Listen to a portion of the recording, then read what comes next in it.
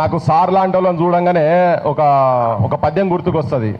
స్వగృహే పూజ్యతే మూర్ఖ, స్వగ్రామే పూజ్యతే ప్రభు, స్వదేశే పూజ్యతే రాజా, విద్వాన్ సర్వస్వ పూజ్యతే అని.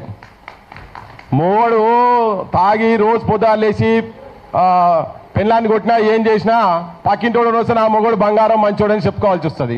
ఊరు సర్పంచ్ ఊరిని వెళ్తున్నటువంటి వాడు ఈ ఊరోడు పక్కూరికి పోతే ఎంత దుర్మార్గుడైనా కానీ మంచోడని చెప్పుకోవాలి, కానీ మన ఇజ్జత పోతుందని.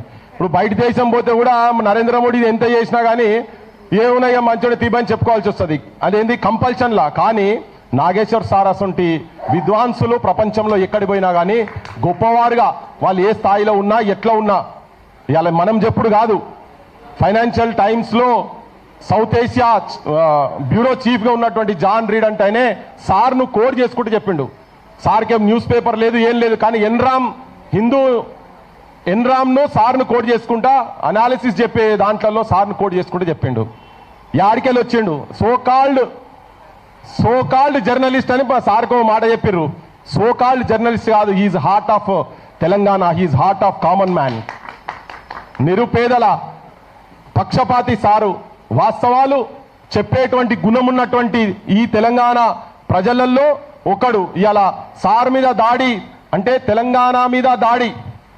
తెలంగాణ ఇక సార్ అసంటోళ్ళు అసలు తెలంగాణలో మీద ఎవరి మీద దాడి చేసినా కానీ తెలంగాణలో మందిరాల మీద, తెలంగాణ ఒక మందిరం మీద దాడి అన్నట్టు, శివలింగం మీద దాడి.